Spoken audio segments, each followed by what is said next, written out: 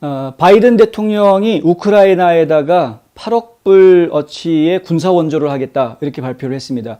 오늘 아침에 팍스뉴스에서 보도가 나올 때는 7억 5천만 불 정도를 이야기를 했었는데 이후에 나온 보도들은 거의 8억 불로 보도가 지금 나오고 있어서 저도 그냥 8억 불이라고 얘기를 했습니다만은 돈을 주는 게 아니고요. 8억 불 어치 규모의 군사 장비 혹은 각종 지원 군수품들 이런 것들을 주겠다는 겁니다.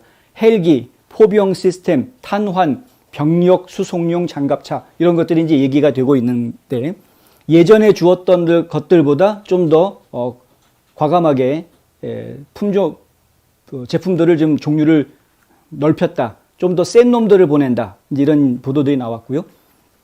그리고 이제 기존에 주고 있었던 것들, 제블린 대전차 로켓포라든가 아니면은 드론들, 이 드론들 이런 것들도 계속해서 공급을 한다. 이렇게 이야기가 나와 있습니다. 그러니까 그런 것들은 또 추가로 공급을 하고 그리고 또 이렇게 헬기를 보내겠다.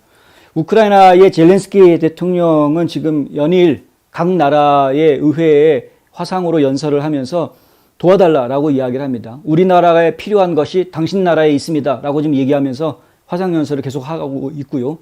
한국에서도 했었죠. 근데 한국에서는 국회의원들하고 외교사절들 전부 다 포함해가지고 60명밖에 참석 안 했다. 자리가 텅텅 비어 있었다. 이런 보도를 저희가 보았는데 하여간 그리고 이제 한국 국방부에서는 살상 무기는 지원하지 않겠다라고 이야기한 것으로 그렇게 저희가 들었습니다. 그 나름대로 기준을 가지고 움직이는 거니까 그거는 그렇다 치고 지금 이야기들이 이 헬기를 보내는 거에 대해서는 조금 지금 얘기가 있습니다. 뭐냐면 MI-17이라는 MI-17 기종을 보내는 것인데요. 원래 이 MI-17이라는 것은 1970년대에 러시아가 아프가니스탄 공격할 때 썼던 그런 헬기라고 합니다. 근데 그거를 이제 미국 측에서 개조를 했고요. 어떻게 개조한 것을 보내려고 하는지 모르겠습니다. 종류가 굉장히 많습니다. 이 MI-17이 그동안에 70년대에 개발된 거니까 지금까지 오면서 얼마나 많은 업그레이드가 있었겠습니까? 상당히 여러 번의 업그레이드를 거쳤었는데, 근데 이제 화면에 잘 보이시는지 모르겠는데 이 옆에 이게 미사일포가 될 수도 있고요. 그 기관총을 달 수도 있게 돼 있는데 그런 공격용 무기가 달려져 있는 헬기를 보내는 건지 아니면은 그냥 이게 이제 구호물자라든가 혹은 구급품이라든가 이런 의료 구급품 같은 것들을 실는 정도의 용도로 쓰는 그런 것을 붙여서 보내주는 건지 그건 정확하게 모르겠습니다. 그러니까 이 헬기가 공격용으로 사용이 될지 아니면은 이 헬기가 그냥 단순 수송용으로 사용이 될지 이런 부분까지는 저희가 정확하게는 알 수는 없다. 하지만 이제 헬기를 보내준다라는 것 자체는 상당히 큰 의미가 있다. 지금까지는 항공기 지원에 대해서 어느 누구도 얘기를 못했는데 전투기를 보내는 것은 아니긴 하지만 그래도 항공기를 보내는 것이기 때문에 지금 러시아한테는 자극이 될 수 있지 않겠느냐 이런 얘기들이 지금 나올 수가 있고요. 근데 이런 발표를 하기 전에 어제 바이든이 무슨 얘기를 했었냐 하면은 새똥 맞아가면서 하는 이야기인데 러시아가 우크라이나에서 대량 학살을 한 것이 분명해 보인다라는 이야기를 합니다. 그러니까 러시아가 우크라이나에서 대량 학살하는 것이 분명해 보이기 때문에 우크라이나 더 지원해 줘야 되겠다. 이제 이렇게 이야기하고 있는 것이죠. 이것에 대해서 반대하는 분들도 있습니다. 뭐냐 하면은 지금 전쟁터에서 보면은 키예프 지역을 둘러쌌던 러시아 군대에 철수하지 않았느냐라는 거죠.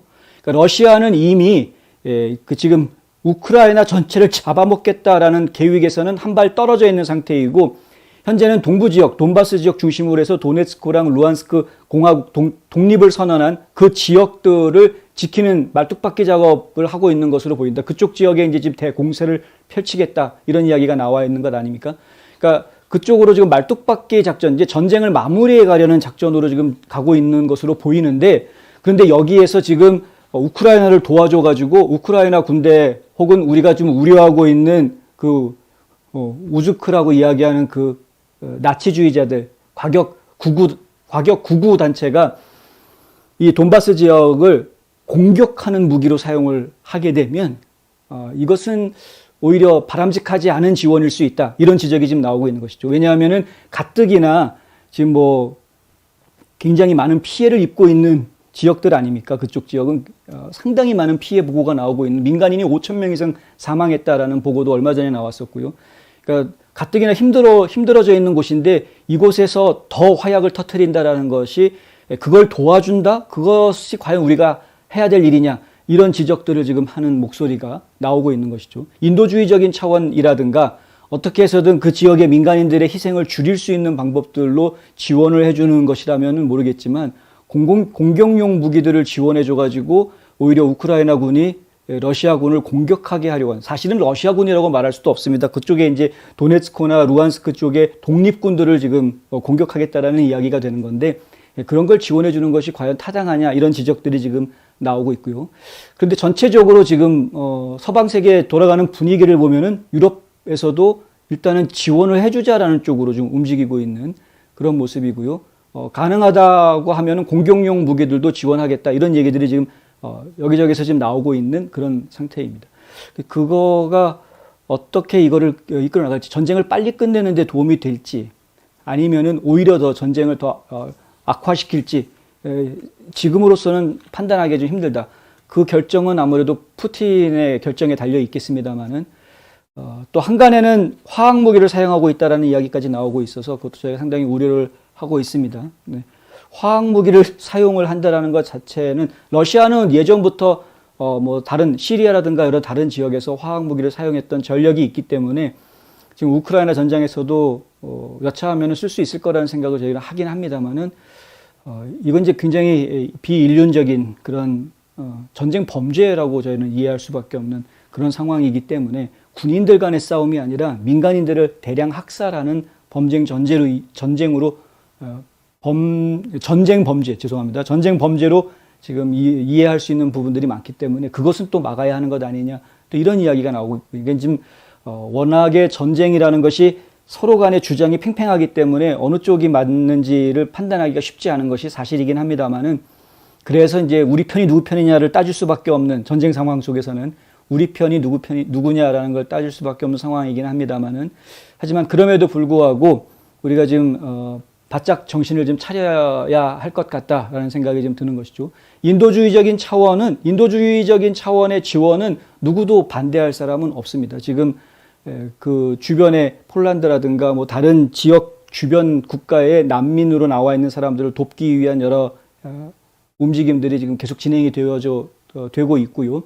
그리고 지금 이제 돈바스 근처에 있는 다른 항구 도시부터 시작해가지고 그쪽 지역에 좀 험난한 지역에 도움의 손길을 주기 위한 노력들도 지금 여러 차례 진행이 되고 있는데, 워낙에 전세가 좀 험악하기 때문에 민간인들이 어지간해서는 쉽게 접근하기가 좀 힘든 그런 상황입니다. 뭐 영상 보신 분들은 아시겠지만 항복하겠다고 백기 들고 나가고 뭐 손 들고 나가도 소용없이 그냥 쏴 죽이는 그런 심각한 상황이기 때문에 이곳에 있는 민간인들을 도와주는 작업이 실질적으로 진행되기가 좀 어렵고요. 처음부터 그랬습니다. 그쪽 지역은 전쟁 초기부터 평화협상하자 해가지고 그 커리도를 만들자, 사람들 중립적인 지역을 만들어서 사람들이 탈출할 수 있게끔 몇몇 지역들을 정해가지고 그쪽은 우리 공격하지 말자라고 평화협상에서 약속을 했음에도 불구하고 그 약속 깨고 계속 공격을 했던 지역이기 때문에, 근데 그게 이제 러시아군이 공격한 거냐 아니면 우주크 애들이 공격한 거냐 이거 가지고 또 서로 간에 말들이 많기는 합니다만은,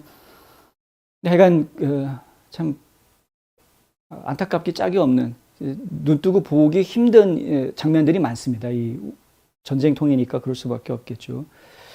근데 어쨌든 저희가 우크라이나 쪽에 계속 무기를 공급해 주는 것이 과연 정당하냐 좋으냐에 대한 이야기는 앞으로 시간이 지나면서 점점 더 머리를 들 것 같다라는 것이 이제 저희가 해드리고 싶은 이야기입니다. 왜냐하면 미국이 직접 전쟁에 참전을 하는 상황에서도 반전 운동이라는 것이 벌어지는 게 우리가 지난 역사에서 보아왔던 일인데 왜 우리가 거기서 목숨을 버려야 되느냐 하면서 반전 운동이 벌어지고 있는데, 지금 우크라이나 전쟁에 계속해서 무기를 공급해주고 또 유럽에서는 계속해서 러시아로부터 에너지를 사들이면서 러시아한테 돈을 갖다 퍼부어주고 있는 상황에서 양쪽에다가 전쟁 치르기 위한 전쟁 자금을 양쪽에 다 주고 있으면 이거 도대체 뭐 하라는 짓이냐, 오히려 전 세계 경제가 지금 다 망가지게 생겼다, 이런 상황이 되어져 있기 때문에 결단의 시간이 좀 다가오지 않겠는가. 만약에 결단하지 않고 계속해서 지금과 같은 상황을 계속 이끌어 나가려고 하면은 그것에 대한 반대 운동이 각 국가별로 일어나게 될 것이다. 러시아에서도 지금 반전 운동이 일어나기 시작했다라는 이야기가 나오고 있죠. 그러니까 지금 마찬가지로 미국이라든가 지금 서구 유럽 국가들 사이, 나토국 회원국들 사이에서도 국민들 사이에서 지금 이제 더 이상 우크라이나 지원을 중단해라라는 그런 운동이 벌어질 가능성도 배제할 수는 없는 상황이다. 이 정도까지는 저희가 말씀드릴 수 있을 것 같습니다. 시간이 지날수록 우크라이나를 도와주자라는 목소리는 힘을 잃게 될 가능성이 좀 커진다. 전쟁의 장기화를 원하는 사람은 아무도 없다라는 거죠.